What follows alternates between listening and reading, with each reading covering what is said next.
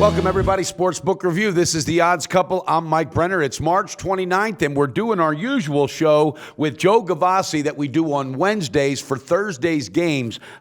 Pistol Pete is not in the studio today. A migraine headache crawled all over him. I don't know if it was that or the second half of one of those small college CIT games that really, was the culprit there, giving Pistol Pete the migraine. But as always, it's a pleasure having Jumpin Joe Gavazzi on board. Joe, let's get right into it. We'll start with the Cavaliers at the Bulls.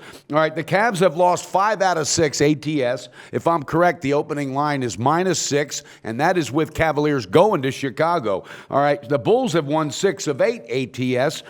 Which way do you think this thing is leaning, and is this possibly just a down-rolled spiral that will not stop for Cleveland? Well, this is certainly a case of two teams who are underachieving in the NBA, and in that regard, it's a little bit of an example of what the top teams in the league are doing. Usually at this time of the year, 5 or 6 teams have a win-loss percentage of .667 or higher.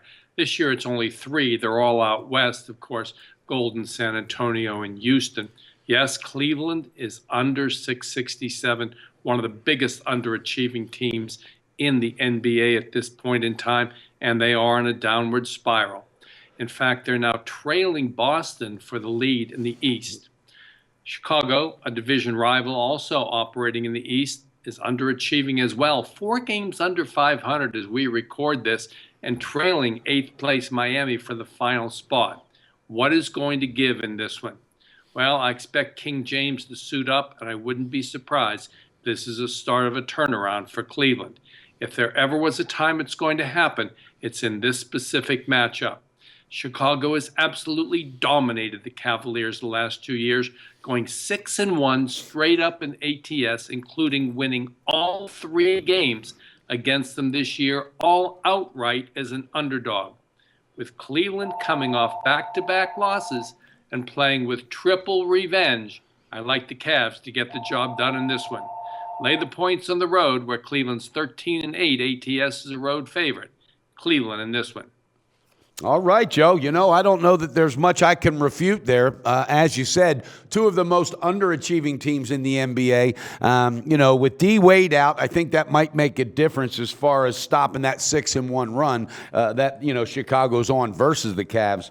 And I have to say, I just don't think there's anybody coming out of the East that's going to be able to give any type of fight, when it comes down to the NBA Finals. I may be wrong. Last year, I was a lot more higher on Cleveland going into the playoffs than I am this year. So I've got to side with you, and -6 seems to be the way to go. All right, viewers, you heard it. Cavaliers at the Bulls. All right, Joe Gavazzi, he likes the Cavs to get it done. I'm leaning that way myself, and again, that's why they play the game. Joe, as always, thanks so much for being on board. We'll talk to you again real soon. Well, this episode of The Odds Couple is over. But if you give us a like and click SBR's logo at the bottom of the screen to subscribe, then you'll get all the upcoming videos as soon as they come out. And don't forget to take advantage of our website. There's free picks, live betting lines, and sportsbook reviews and ratings guides, and a whole lot more. Check it out now.